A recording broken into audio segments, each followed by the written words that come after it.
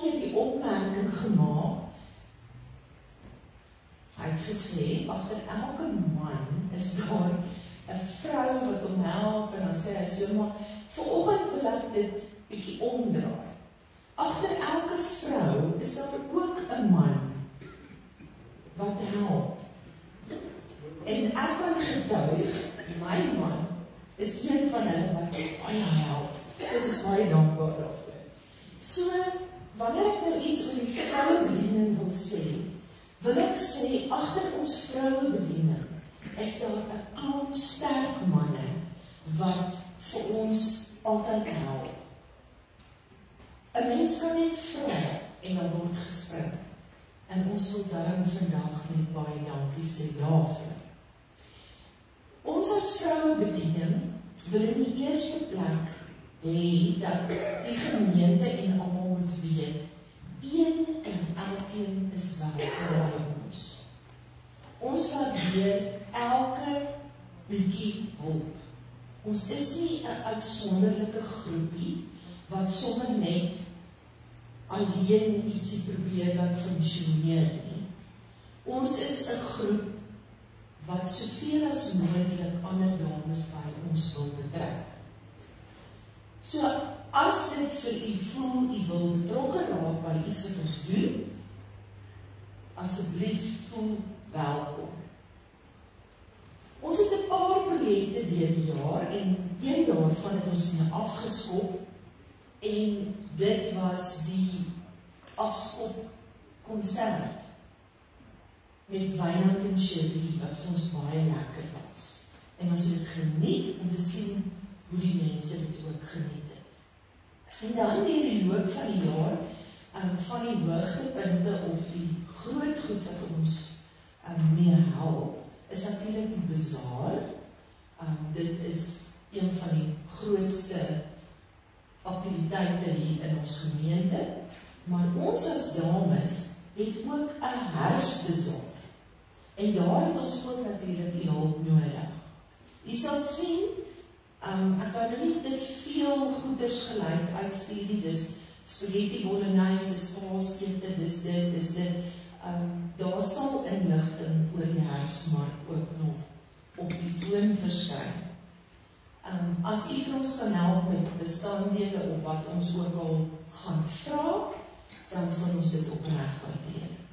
Die paasete is ook 'n aktiwiteit wat ons graag onder die aandag wil bring, wat 'n heerlike ete gaan wees in 'n samevloeiing met die erediens die oggend, en daarom gaan ons eers 10 uur met die erediens begin. Ek wil dit sê sodat ons seker maak dat daar niemand is wat dit nie gehoor het nie. Baie dankie vir al die ondersteuning wat ons kry, vir alles wat ons aanpak, wat u vir ons regtig dra agter ons. Baie mense sien ons nie eers nie, maar ons weet ons word gedra deur gebede in die gemeente, maar ook met die bydraes. En ons sê baie dankie. Goeiemôre almal. Dit is vir my 'n voorreg om vir Karin te vra om hier langs my te kom staan en sommer dankie te sê. Sy is so proaktief. Ek sien sy kom hier in gang af en sy is dadelik reg om te praat met julle. So dankie ook daarvoor en kom ons word dan net saamstel en ons bid vir die vrouediens. Here Jesus, dankie dat ons gemeente so geseënd is. Here, met Karin wat soveel dinge beplan en organiseer, maar Here ook 'n sterk span wat sy saam met haar het, wat bereid is om haar te ondersteun. Here, dankie dat ons gemeente so geseënd is met 'n vrouediens wat regtig ook in alles wat hulle doen, die koninkryk soek. So vra ons Here dat U hulle sal seën en alles wat hulle in hierdie jaar sal aanpak. Here, dat U vir hulle 'n lekker samewerking en lekker samesyn sal gee. En dat U ook die mans wat agter hulle staan sal inspireer om hulle verder ook te help waar ook hulle kan. Bid dit in U groot en heilige naam. Amen. Amen.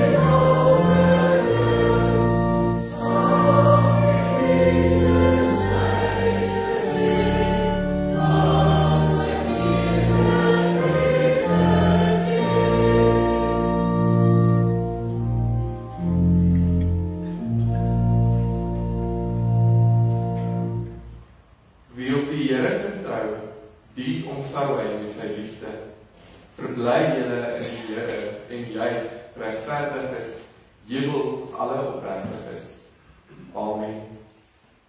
Gemeente, die Here ontvou elkeen wat op hom vertrou met sy liefde, en selfs vloedwaters sal jou nie ontvou nie. Die Here is vir jou 'n skuilplek, en hy beskerm jou teen aanvalle. Hy laat jou oorwinningsliedere sing. Amen.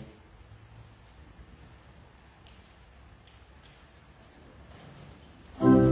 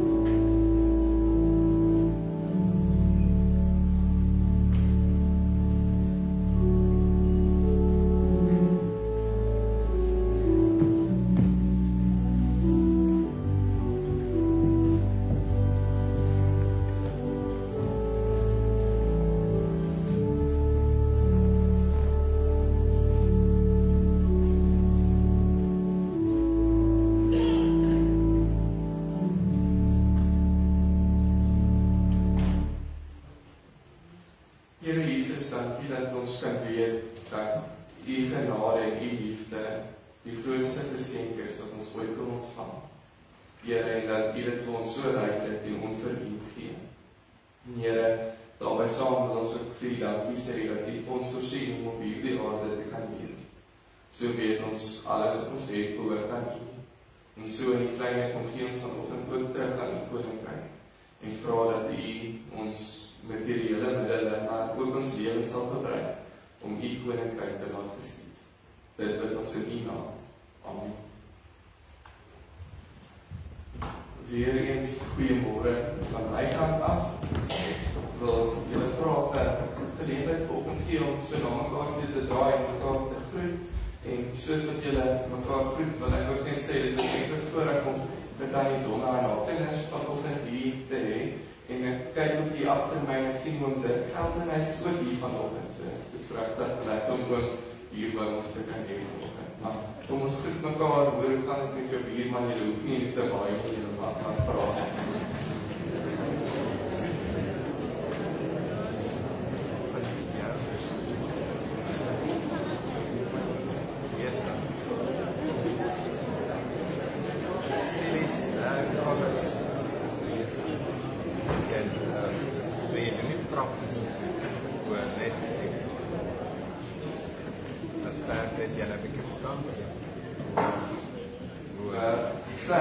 Ek wil julle dan verder aanmoedig om hierdie gesprekke na die diens voort te sit. En wanneer julle uitstap, sal julle so klein verandering sien. Daar's 'n koffietafel aan die regterkant, as ek reg ontstel het. As jy uitstap en dan is daar 'n rooibos teetafel en daar's 'n gewone teetafel. Goed so. Hou net mooi dop, as jy by die verkeerde tafel gaan staan, kan jy die verkeerde goed kry. Dit is 'n absolute waarborg, maar jy weet, as dit gebeur, dan moet iemand uit en gesels sommer met hulle om hulle die verkeerde keuse gemaak het van drankie op die oggend. Goed, so ons nooi julle graag uit na dit toe, en dan nooi ons julle ook na die kontemplatiewe diens wat vanaand 6 uur in die konsistorie plaasvind.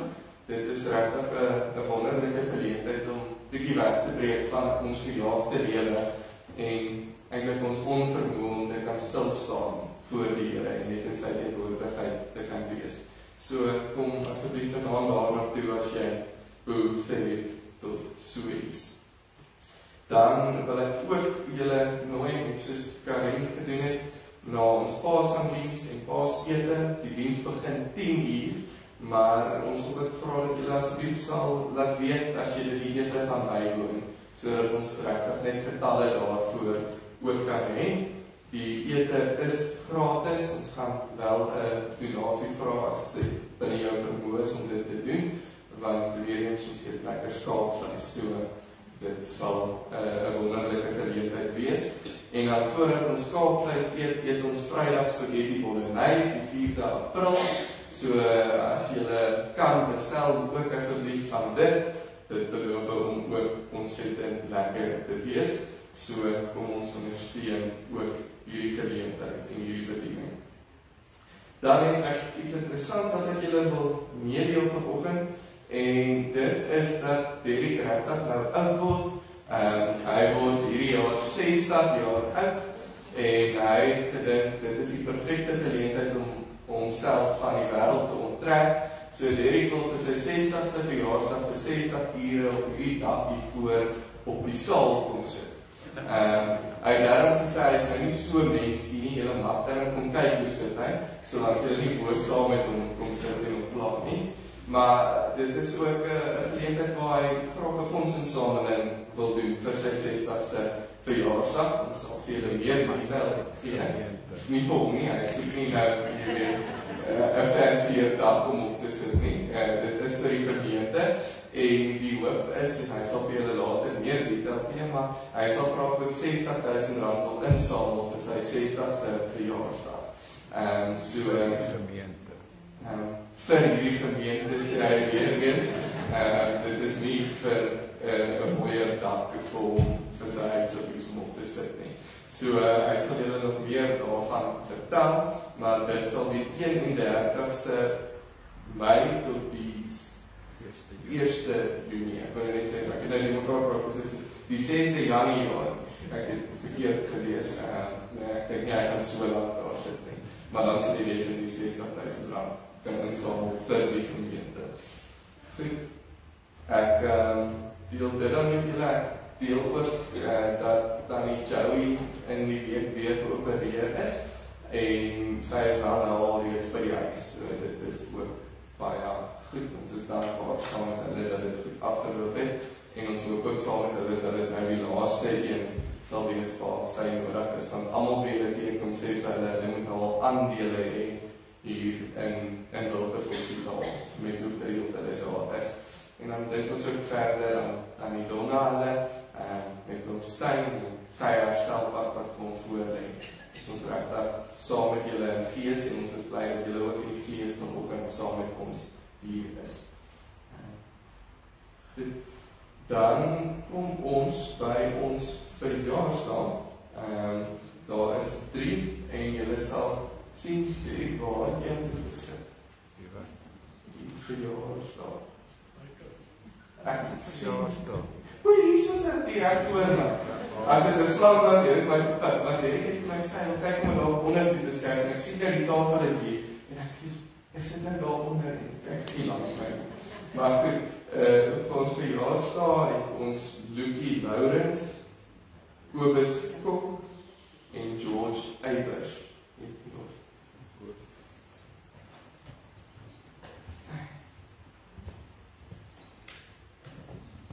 Kom ons kyk, daar steek hy maar lekker aan hierdie kant, dit lyk tydens so.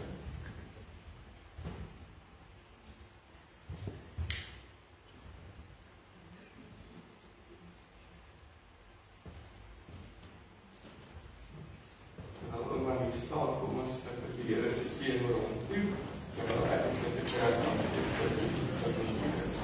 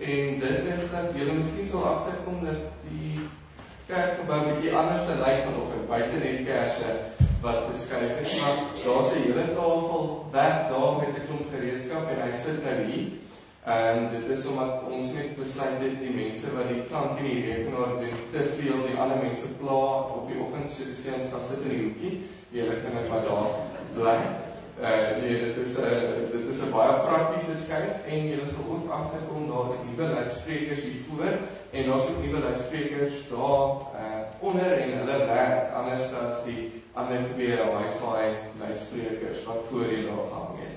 So ons het ons gemeente se klank heeltemal oorgedoen. Ons het ook nou daar sit Tannie Sina soos julle kan sien. Dit is nie dat sy nie my wil hoor vanoggend dat sy nou sit met daardie oorfone op haar kop nie. Dit is juist so dat sy my kan hoor vanoggend.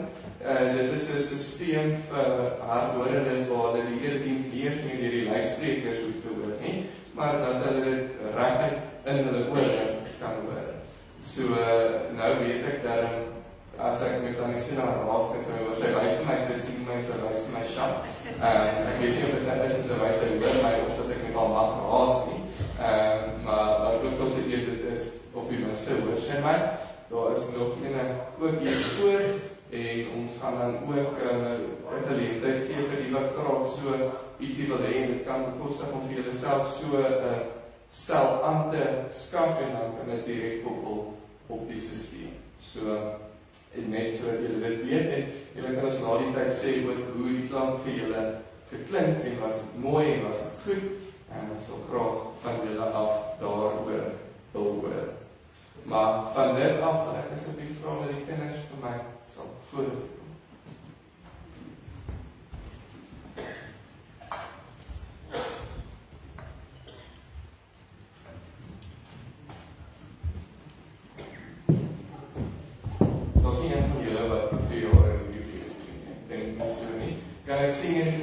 'n verjaarsdag. Daar skyn, hierso hierdie kant. Huweliksherdenkings, kleinkinders of agterkleinkinders wat gebore is. So ons het dan net 2 verjaarsdag. Ek het my help om dit uitdeel. Steek is die vele hand op, verjaarsdagmaatjies. Kom moet ook ons hand opsteek. Dan hoef jy net 'n kers aan die steek en jy sjokolade oor kry. En dan maak jy die agter as jy hartlik kan jy daar ding Nora jy maak. So right, kom terug. Nora is heel wakker vanoggend. Ek gaan voordat ek vir julle sin gee, want ek het vir iets hier agter kom kry. So julle kan so lank hier sit asseblief.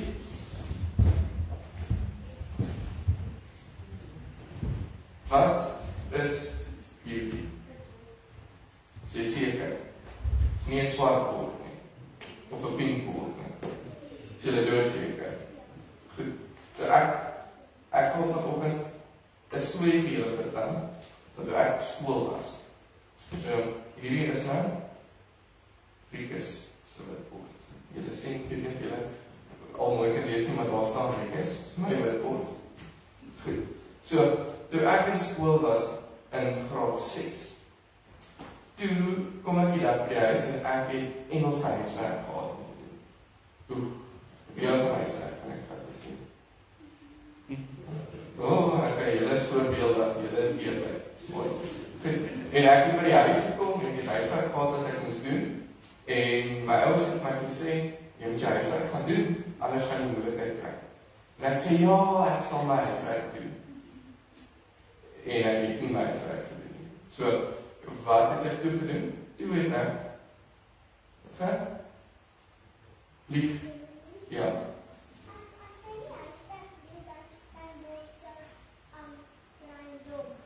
Presies, huiswerk is baie belangrik, moet ek sommer dom langs die goed skryf. Maar ek het gelief of gejok van my ouers, né?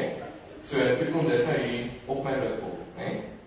En toe het ek by die skool gekom, en toe vra my juffrou vir my, ons my huiswerk. En toe sê ek het my boek by die huis gegee, so toe jok ek weer, ek gaan nou jok sommer hier langs lees.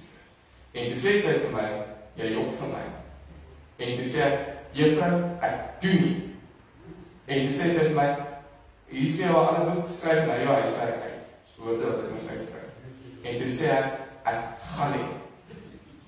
En toe is ek ongehoorsaam, né? Julle stem saam, dit is nie goed om so met jou juffrou te praat nie. En nadat ek ongehoorsaam was, toe stuur hulle my na die hoof. En toe bel hy my ouers, my huis toe, en toe skree ek op my ouers oor en ek sê, maar ek wil nie die huiswerk doen.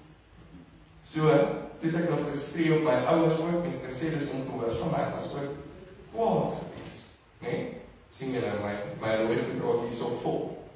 Dis nie baie mooi, nee, glad nie baie mooi.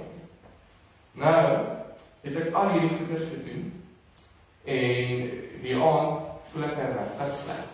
En toe besef ek wat ek gedoen het, was nie reg gewees nie, nee. Weet julle wat doen ek toe? Toe bid ek. Toe sê ek, maar Here, ek is regtig jammer dat ek hierdie gedoen het. Ek weet ek moes nie dit gedoen het nie. Vergewe my asseblief. Toe sê ek vir myself, ek gaan môre gaan, of my juffrou jammer sê, of my ma jammer sê, en ek het sommer vir die hoof ook gaan jammer sê. Nee. En toe, wat gebeur toe? Toe, het die Here my vergewe vir alles wat ek verkeerd gedoen het. En almal anders te ook. En toe skryf hy iets van my hierso.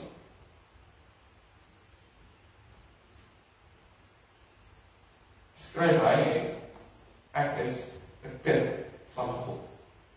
Kyk, so as julle moet kies, as julle 'n witbord in julle kamer teen julle muur het, met jou naam op, hierso staan Nora, hierso staan Sunay of Gideon of Marie. Wil jy op daai witbord moet staan dat Sunay jok? Wil jy dan op hierdie witbord staan dat Nora ongehoorsaam is? Wil jy dan moet staan dat jy luister nooit nie? Dit gaan nie lekker wees as almal dit sien, en jy val nie as mense kan kyk nie. Maar as hulle kan sien, maar Mieke is 'n kind van God. En as jy kan sien, Sunay is 'n kind van God, en Gideon is 'n kind van God, en Nora is 'n kind van God. Dit lyk mooi in jou lewe, né? So, gaan Derek ons vandag vertel van hoe dit lyk as die Here jou vergewe en jy regtig 'n kind van God is. So, ons gaan vandag bid dat die Here op ons bidbord sal skoon was en net daarop sal skryf kind van God. Kyk, kom ons bid saam.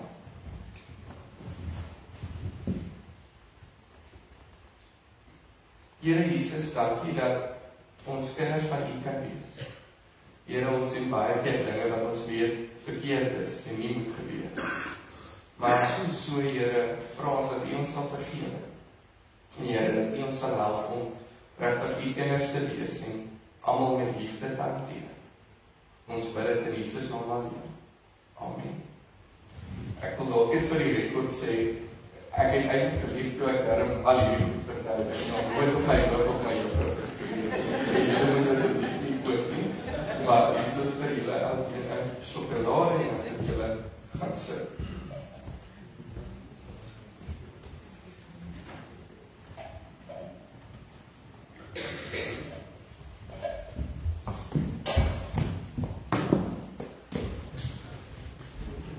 Goeiemôre weer van my kant af, ek voel dat ek hier later ingekom het en ek het gewoon of die storie waar is, want het ek nou gedink, ek weet, Elgaard het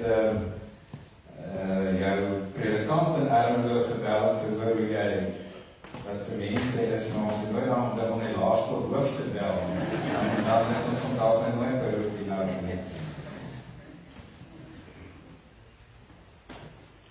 Kom ons raak stil vir die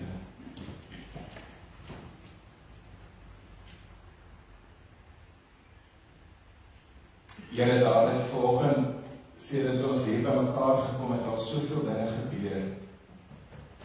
Ons het die naam groot gemaak. Ons het op die eer gesin. Ons het aan U offergawe gebring. Ons het gehoor dat U ons groet, dat U ons saamwees hier sien, dat U saam met ons hier is. Ons hoor van die genade. Ons kon in mekaar se lewens 'n kykie kry, toe ons mekaar gegroet het.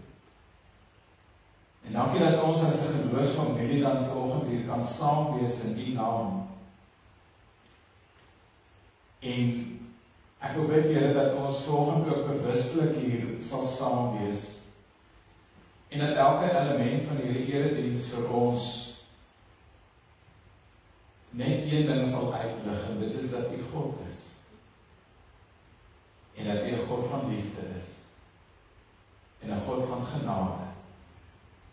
Dat U die enigste God is, die heilige God, die ewige God. En dankie dat ons as die gemeente vanoggend dan ook uit U woord mag lees, U ewige woord. U woord wat nooit verander nie, U woord wat eeuwe en eeuwe gelede geskryf is, maar vandag nog geldig is, en vandag vir ons ook soveel waarde het.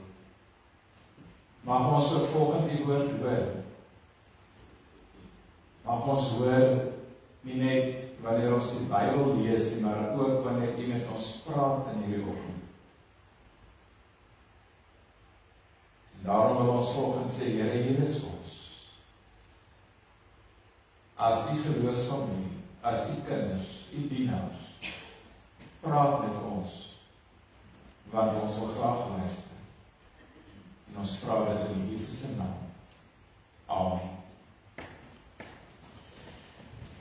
Soos jy weet, is ons so midde in lydingstyd, en ons nader Goeie Vrydag nou baie vinnig, en lydingstyd gebruik ons dan ook om stil te raak, na binne te keer, na ons eie lewens te kyk. Jy sal onthou met Sondag van Verheerliking, waar ons gesê het ons van lydingstyd inwy, dat ons eintlik regtig in groot stilte hier uit die kerkgebou gestap het, omdat ons net bewus geword het van hierdie diepe lyding van Jesus Christus. en wat dit ook vir ons as God se volgelinge, Jesus se volgelinge beteken. Maar hierdie spesifieke Sondag van Lydingstyd vandag staan bekend as Laetare. Ek weet nie of ek dit heeltemal reg uitspreek nie, maar dit is Latyns vir wees verheug. En nou sou ons amper wil sê, maar dit maak nie lekker sin nie, en ons het nou lofliedere gesing en liedere van blydskap, maar ons is hier midde in lydingstyd. Maar ons kan juis ook midde in lydingstyd verheug wees en bly wees oor dit wat Jesus Christus vir ons gedoen het in en deur sy lyding en sy dood aan die kruis. So kom ons lees vanoggend Psalm 32. En die opskrif van hierdie Psalm is U het my skuld vergewe, 'n gedig van Dawid. Dit gaan goed met die mens wie se oortredinge nie gestraf word nie en wie se sonde vergewe word. Dit gaan goed met die mens vir wie die Here die oortreding nie toereken nie en in wie se gees daar geen valsheid is nie. Toe ek oor my sonde geswyg het my liggaam uitgeteer soos ek heeldag om hulp geroep het. U hand het dag en nag swaar op my gedruk. My krag het opgedroog soos water in somerhitte. Toe het ek my sonde bely, my oortreding nie weggesteek nie. Ek het gesê, voor die Here bely ek my opstandigheid en U het my skuld vergewe. Dit is waarom elke gelowige in 'n tyd van nood tot U bid. Selfs vloedwaters sal hom nie skielik oorval nie. U is vir my 'n skuilplek. U beskerm my teen aanvalle. U laat my oorwinningsliedere sing. Ek wil jou onderrig en jou die pad leer wat jy moet volg. Ek wil jou raad gee en my oog oor jou hou. Moenie onverstandig wees nie, soos 'n perd of 'n mou wat met 'n stang in die bek opteel moet word as hy wil ly nie. Die goddelose het baie smarte, maar wie op die Here vertrou, die omvou hy met sy liefde. Verbly julle in die Here en juig regverdiges. Jubel alle opregtes. Ek wil dalk ook net sê, ek het nie my preek vir Rikus gestuur en dat hy daar uit die kindermoment voorberei het nie, want toe hy nou hierdie kindermoment doen, toe dink ek, nou loop hy my hele diens vooruit en alles wat ek wil sê, het hy nou eintlik klaar gesê, so ons kan eintlik huis toe gaan. En die voorbeeld wat hy gebruik het, is die voorbeeld wat ek ook wil gebruik, maar dankie dan ook vir die kindermoment van volgende. Die bekende theoloog Eugene Peterson, wat so 'n paar jaar gelede oorlede is, het gesê, when we are normal, we talk. When we are dying, we whisper. But when there is more in us that we can contain, we sing. Ek het dalk weer sê, when we are normal, we talk. When we are dying, we whisper.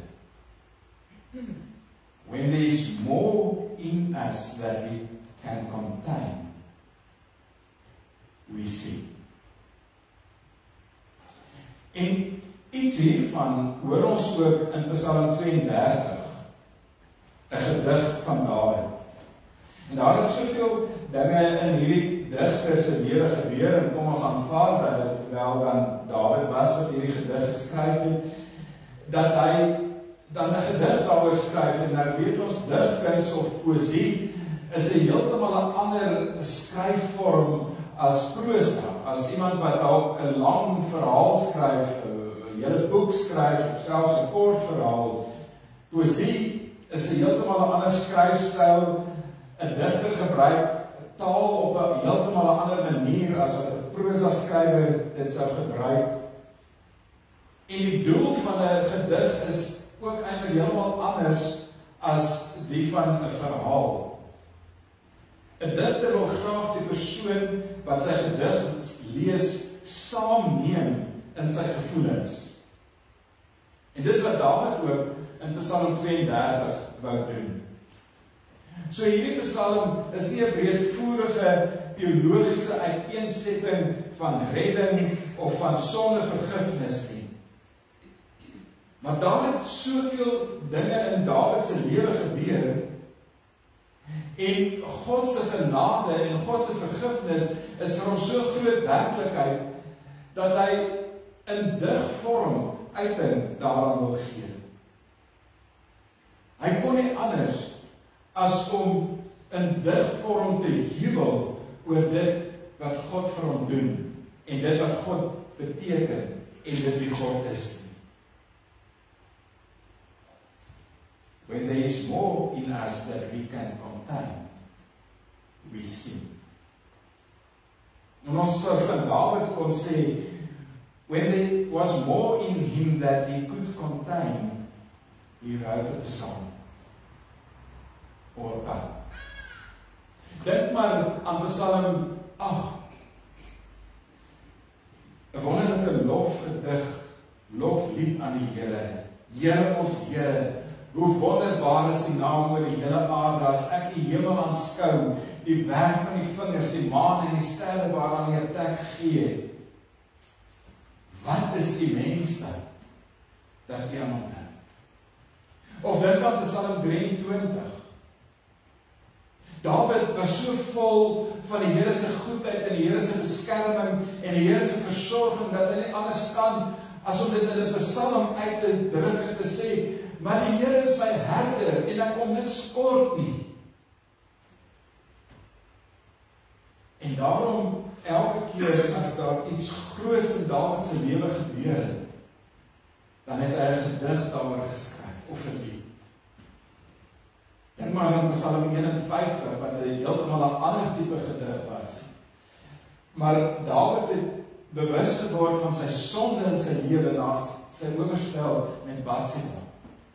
En dan skryf hy 'n gedig en hy sê, Here, kom deurgrond my lewe, kom ondersoek my hart, kom wys die sonde vir my uit. Maar hy word so bewus van sy eie sondigheid, dat dit te veel binne hom word, en daarom skryf hy 'n gedig daaroor. En dit is presies wat Psalm 32 dan ook is. 'n lofgedig van Dawid, waarin hy die leser wil saamneem in lofbetuiging aan God. Hy wil hê dat almal wat hierdie gedig lees, moet net so opgewonde oor God wees, soos wat hy is. Elkeen wat hierdie gedig lees, moet so opgewonde wees oor God se goedheid en die feit dat God mense se sonde vergewe.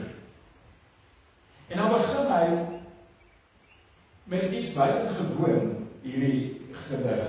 Hy begin met 2 saligsprekinge direk na mekaar. En normaalweg het digters dit nie so gedoen nie. Dink sommer 'n bietjie aan Jesus se saligsprekinge wat ons in Matteus 5:7 lees met die bergpredikasie. Daar sê Jesus elke keer, geseënd is julle as julle vervolg word. Geseënd is julle as julle swaar kry. Geseënd is julle as die mense julle haat. En dit is eintlik wat Dawid dan ook hier sê, 2 keer na mekaar. Hy sê, dit gaan goed met die mens, of anders gestel dan, geseënd is die mens, wie se oortredinge nie gestraf word nie, wie se sonde vergewe word, en vir wie God die ongeregtighede nie toereken nie.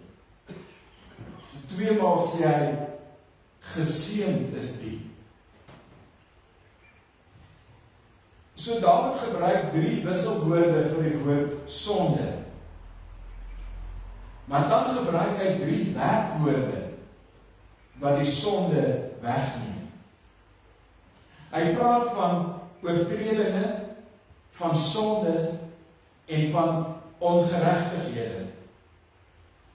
En dan sê hy, die oortredinge word nie gestraf nie, Die sonde word vergewe, daar staan letterlik, die sonde word bedek, dit word toegemaak, en die ongeregtighede word nie toegereken nie. Die teenoorgestelde van 'n gelukkige mens, of 'n geseënde mens, is natuurlik 'n ongelukkige mens, of 'n bedroefde mens. En Dawid beskryf so 'n mens ook in vers 3 en 4. Maar Dawid praat eintlik in hierdie hele gedig oor homself. So hy begin hierdie gedig deur te sê hy is geseën, want God reken nie sy sonde toe nie. God bedek sy sonde. God straf hom nie vir sy ongeregtighede nie. Maar dan skryf hy in vers 3 en 4 oor hoe sy lewe gelyk het voordat hierdie dinge in sy lewe waar geword. Hy praat hier van sy liggaam wat uitgeteer het, soos wat hy heeldag om hulp geroep het. Hy praat van God se hand wat swaar op hom gerus het, en ek sal net 'n bietjie meer daaroor sê. En hy praat van sy krag wat opgedroog het, soos wat 'n waterstroom in die somerhitte opdroog. En nou wil ek hê jy moet vir 'n oomblik hierdie beeld van wat Dawid hier beskryf, net so in die gedagtes laat insink. Sien vir Dawid as hierdie uitgeteerde persoon. Hierdie persoon wat beleef dat God se hand swaar op hom druk. Dalk loop hy met krom skouers. En hy sê, hy het geen krag nie. Sy krag het opgedroog soos water in somerhitte. Sien jy daardie beeld van Dawid? 'n beskrompelde persoon.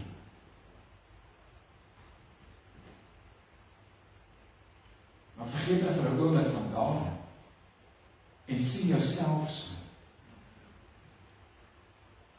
Sien jouself met 'n uitgeteerde liggaam.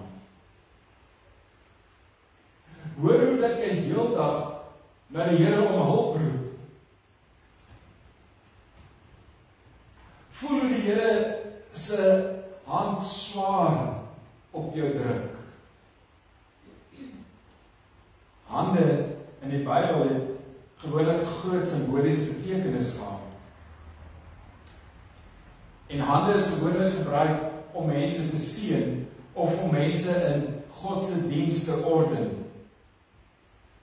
En jy sal gesien het, Driekus het net nou sy een hand opgesteek toe hy die seëngroet uitgespreek het. En aan die einde van die diens dan lig ons hande op om U te seën en simbolies sit ons eintlik ons hande op jou skouers, op jou liggaam en ons sê, ontvang die Here se seën. Die van wat hier was so 'n bietjie meer as 2 jaar gelede met Driekus se bevestiging en sy ordening as dominee, sal onthou dat hy hier, min of meer waar ek nou staan, gekniel het en al die dominees wat hier was, het hulle hande op sy kop gesit en so het ons hom georden as predikant, as dienaar van die Here, iets waarna Niels en Marie vreeslik uitsien weet. So, dit is 'n simboliese gebaar om iemand te seën of om iemand in God se diens te orden. Maar wanneer God se hand swaar op jou druk, dan is dit 'n teken van onrus of 'n teken van straf in iemand se lewe. En hier het ek weer aan Driekus gedink, want ek weet hy gym en ek weet hy tel gewigte op, want hy moet teen my kan stand hou. So nou het ek so my prentjie of my gedagtes hierdie prentjie gesien as hy daar op daai bank lê en sy kragte gee 'n bietjie in hierdie paal yster met die gewigte aan val dalk hier op sy bors. Dan gaan dit vir hom nie en dit gaan vir hom sleg wees. En dit is hoe Dawid dit hier beskryf, as die Here se hand swaar onderdruk. Of dink aan iemand, 'n stapper op 'n staptog, wat al sy bagasie met hom moet saamdra. En die stappers hier wat nou al daal lank gestap het, het al vir my vertel, hoe hulle oefen voor die tyd met rugsakke op hulle skouers, dat hulle gewoon kan raak daaraan. Want dit is 'n swaar las wat jy die hele tyd met jou moet saamdra. En Dawid wil eintlik hier sê, maar selfs as jy gaan sit, dan haal jy nie hierdie rugsak van jou skouers af nie, dan het jy nog steeds hierdie las op jou skouers. Dit is hoe hy sy lewe beleef het, voordat daar iets in sy lewe gebeur. Dit is hoe 'n persoon se lewe lyk, wat met skuldgevoelens saamleef, wat nie sy of haar sonde voor God bely nie, wat dit probeer wegsteek. As student het ek in 'n ouerhuis gewerk, en op 'n dag het 'n matrone my gevra om na 'n persoon toe te gaan wat baie ernstig siek was, en hierdie persoon was amper 100 jaar oud gewees, en ek het gedink, dis die eerste keer in my lewe dat ek met so 'n ou persoon praat, die oudste persoon tot daardie tyd in my lewe, met wie ek gepraat het, en hierdie man het met verskriklike skuldgevoelens daar in die bed gelê, oor goed in sy verlede. En dit het hom geweldig gepla. En ek kon hom lei dat hy dit vir die Here gee, en die Here se vergifnis kon aanvaar. Ek het ook gedink aan 'n oom in 'n vorige gemeente waar ek was. Hy was nie by my gemeente nie, maar ek was op 'n stadium die enigste dominee in die dorp gewees, en sy kinders het my gevra om na hom te gaan. En hierdie oom was sterwend gewees, maar hy het my vertel van goed in sy lewe, en hy het skuldgevoelens daaroor gehad. En nadat hy dit vir die Here gegee het, is 'n dag of 2 daarna vreedsaam oorlede. Dit is goed wat in hierdie persone bly knaag. En nou Rikus het dan gesê, dit wat hy nou hier as voorbeeld gebruik het in die kindermoment, het nie regtig met hom gebeur nie, maar ek wil net van iets vertel wat regtig met my gebeur het, toe ek op skool was. So iewers in die hoërskool. Ons was altyd ons toetse dat teken het. En ek het daardie naweek regtig vergeet dat my maale my toets teken. Dit was nie omdat ek swak gedoen het nie. Ek het daai tyd nog goed gedoen in my toets. Later het ek geleer om maandagoggend 4:30 as die bus daar stop en is nog donker, dan druk ek 'n toets in my pa se hand. Ek sê, ek het vergeet hierdie toets moet nog geteken word. En ek weet, hy het geweet hoekom ek daai tyd vir hom die toets gee om te teken. Maar hierdie spesifieke toets het ek werklik vergeet om te teken. Toe ek so by die koshuis deur uitstap en dink ek, ek het vergeet. En ek is nou nie lus vir 'n pak slaap op maandagoggend. En toe teken 'n maat van my die toets. Hy het my ma se handtekening vervals. En dit het my verskriklik gepla. Ek het my toets daar neergesit en die onderwyser het gesien is geteken en al die ander wie se nie geteken was in die pak gekry en ek was goed gewees vir die dag. Maar daardie aand in die studietyd en die onderwyser het ook in die kursus gebly. Daardie aand het ek net geweet, maar ek was oneerlik. Ek het gelieg as ek dit geskryf. En my verskriklik gepla. En ek het na die onderwyser se kamer toe gegaan. Want ek het net geweet, ek moet vir hom gaan sê, meneer, ek is jammer, maar ek het gejok. En ek sou dalk weer gejok het en gesê, ek het dit toets geteken, en ek sal nou nooit my maak in die moeilikheid oopbring. En die onderwyser was nie daar nie. Maar ek kon terug gaan studiesaal toe en daar het 'n verligting oor my gekom. En ek het vrede gekry, want ek het geweet, ek wou regtig eerlik my skuld teenoor hom gaan erken. En ek kon my skuld teenoor die Here erken. En ek sê, Here, ek is jammer, ek is oneerlik. En daar het 'n vrede oor my gekom. Maar voor dit het daar 'n skuldlas my opgevreet. As Dawid onder hierdie skuldlas bly lewe het, dan sou hy nooit Psalm 32 kon skryf. Dan sou hy nooit 'n gedig kon skryf wat hy met 'n dubbele saligspreking begin het nie. Want sy lewe sou 'n chaotiese gemors gebly het. Maar daar het iets in hom gebeur wat hom uit hierdie hopelose toestand uitgelei het. Hy het sy sonde teenoor God bely. Hy het dit in die oopte gebring en hy kon God se vergifnis daarvoor aanvaar. Hy het die rugsak van sy skouers afgehaal, of eerder met ons sê hy toegelaat dat God hierdie rugsak van sy skouers afhaal. Terwyl ek hierdie diens voorberei, het ek sommer gedink aan Jesus se woorde in Matteus 11 vers 28 waar Jesus sê, kom na my toe, almal wat moeg en oorlaai is, en ek sal vir julle vrede gee. Kom na my toe, almal wat onder hierdie skuldlas leef, en ek sal dit van jou skouers afhaal. Sonder enige verdienste van sy kant af, kon Dawid aanvaar en ervaar hoe God hom van hierdie skuldlas bevry, toe hy sy sonde voor God kom neerlê. En toe Dawid God se bevryding ervaar, en toe hy dit in sy lewe aanvaar, het hy ook geborgenheid ervaar. En daarom kan hy sê, dat selfs geen vloedwaters, iemand wat deur God van skuldlas bevry is, sal oorweldig.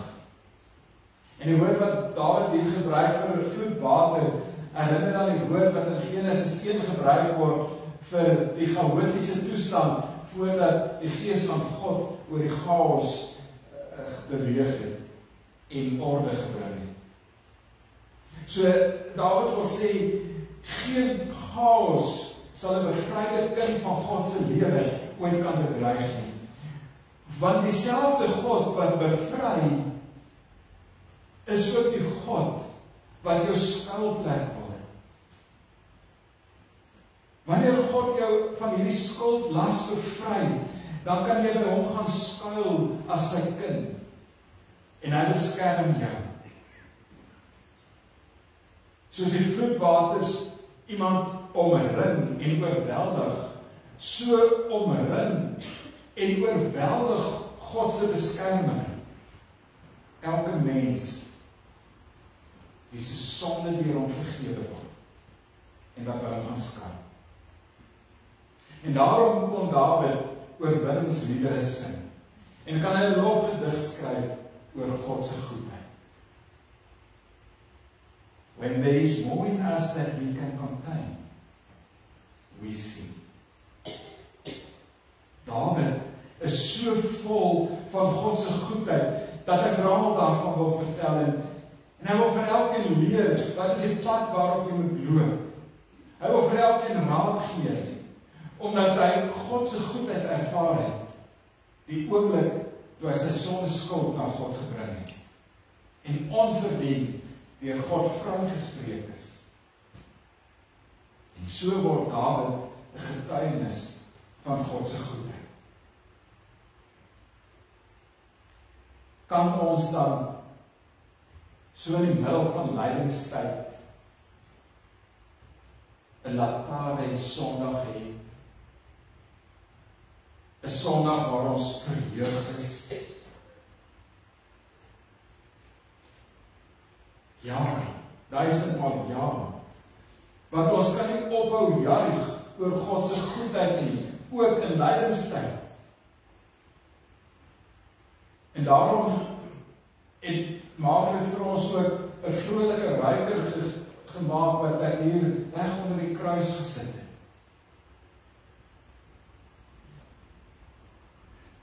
Wat vir ons iets uitleel van hierdie blydskap, hierdie verheug wees in lydingstyd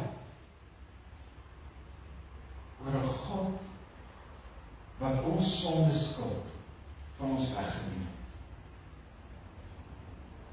Want dit is juist 'n lydingstyd waar ons opnuut herinner word dat van God se genade wanneer Jesus ons sonde skuld op hom neem, wanneer hy die rugsak van ons skouers kom afhaal, selfs nog voordat ek hom dit vra. Dit is juist 'n lydingstyd waar ons weer besef dat ons oortredinge nie deur God gestraf word, dat ons sonde deur God bedek word, dat God ons oortredinge nie toereken, omdat Jesus Christus dit alles op hom geneem het, tot aan die kruis. En daarom kan Paulus in Kolossense 2 vers 14 sê, God het die skuldbewys met sy eise teen ons tot niet gemaak, deur dit aan die kruis te spyker, het hy dit vir goed weggeneem. Die skuldbewys met sy eise teen ons het God vir goed weggeneem. En daarom kan ons juig. En wanneer Paulus in Romeine 4 en 5, 3 en 4 praat oor regverdigmaking of oor redding deur genade en geloof alleen, dan haal hy juist Psalm 32 vers 2 aan.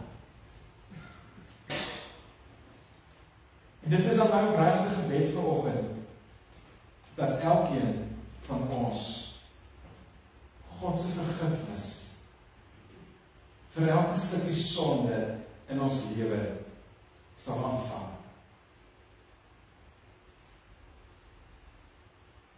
As jy jouself vanoggend kon identifiseer met hierdie uitgeteerde liggaam, met hierdie persoon op wie se lewe God se hand swaar druk,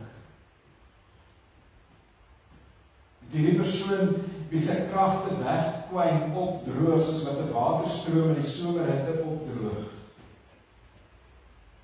dan nooi God jou vanoggend om dit alles vir hom te kom gee.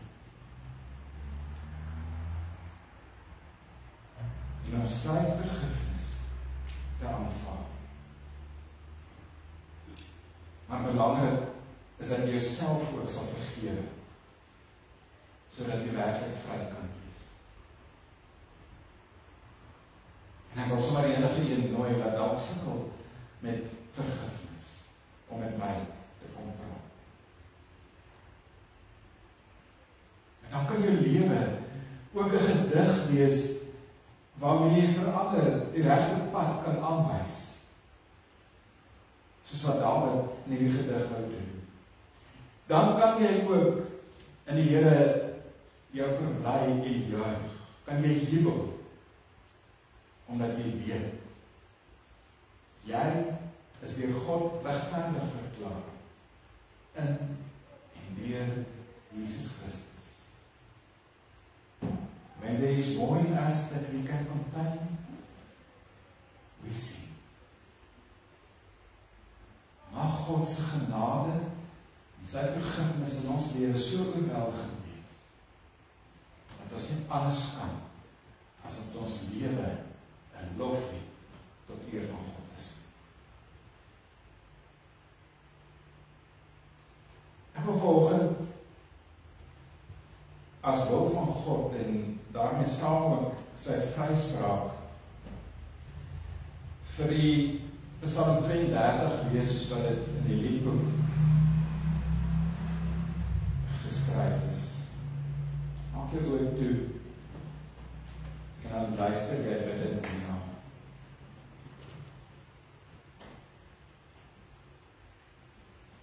Gelukkig is die mens wat hy vergewe. Hy sal die Here se goedheid bly belewe. Hy wat oortree, sy skuld word uitgewis, as hy opreg en sonder valsheid is. Ek wat soos een wat baie nood gely het, solank ek oor my sonde stil gebly het, of ek was soos een wat baie nood gely het, solank ek oor my sonde stil gebly het. Heeldag het ek om hulp geroep, o Heer, my liggaam was vermoei en uitgeteer. Hoe salig dat U my van skuld bevry het, toe ek voor U my sonde las bely het. Ek het gevra, my God, skelp my dit kwyt, my opstand en my ongeregtigheid.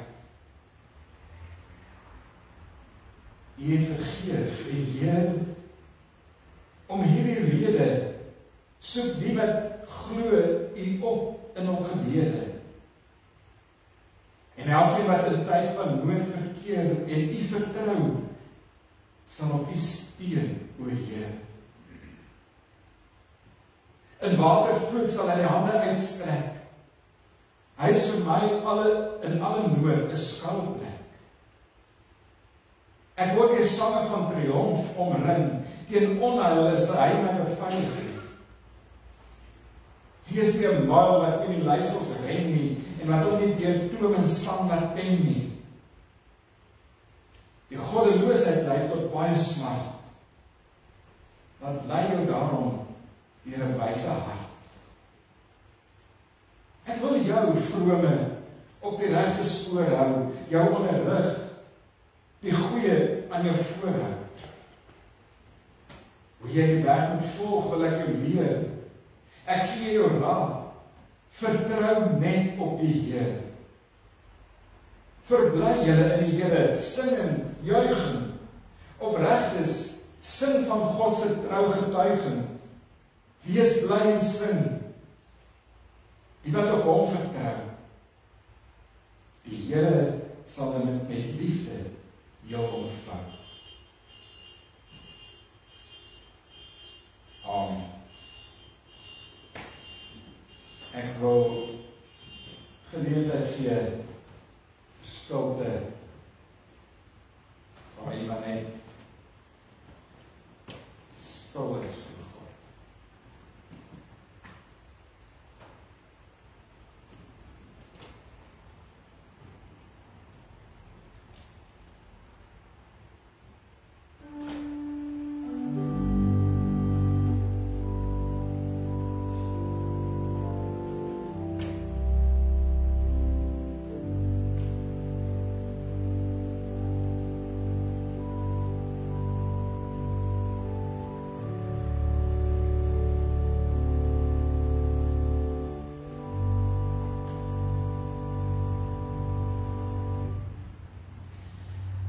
Kom ons sluit af met lied 514 vers 1 en 2 terwyl die net so bly sing. I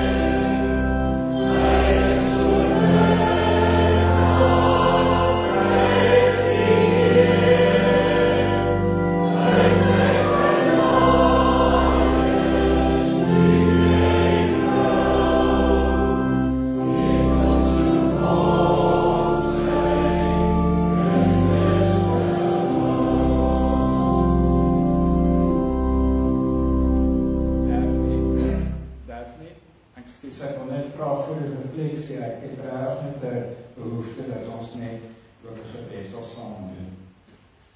Here, ek sien vanoggend mense met trane in hulle oë en U weet hoekom.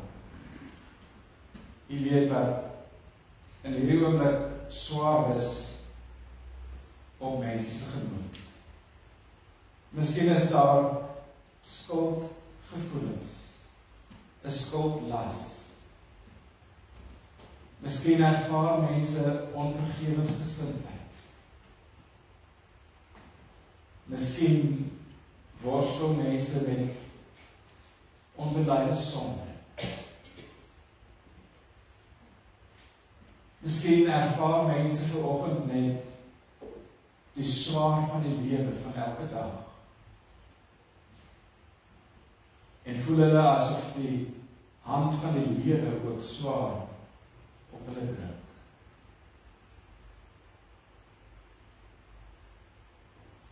Ja, mag elkeen van ons vanoggend hierdie bevryding hier ontvang van 'n God wat vergewe. 'n God wat skuldlas van ons skouers kom afhaal. 'n God wat ons sonde toemaak.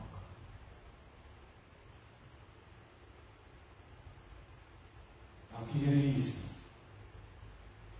dat U aan 'n kruis gehang het, ook vir elkeen van ons wat vandag hier is.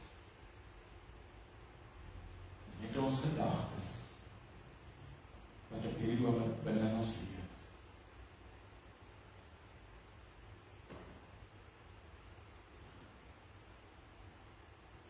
Nou tyd vir refleksie.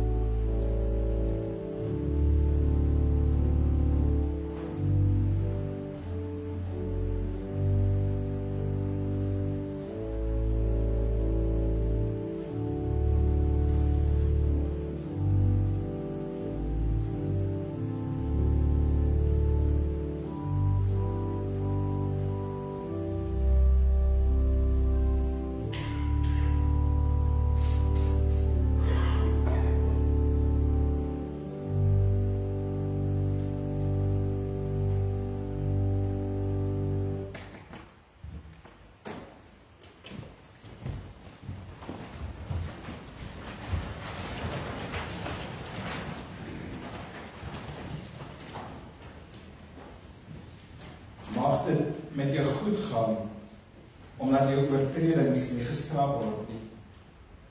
Mag dit met jou goed gaan, omdat die Here jou sonde vergewe het. Mag dit met jou goed gaan, omdat die Here jou ongeregtighede nie toereken nie. Mag dit met jou goed gaan, omdat daar in jou geen valsheid meer is nie, omdat God dit weggeneem het. Daarom verbly julle in die Here en juig regverdiges, jubel alle oprechtes. Amen.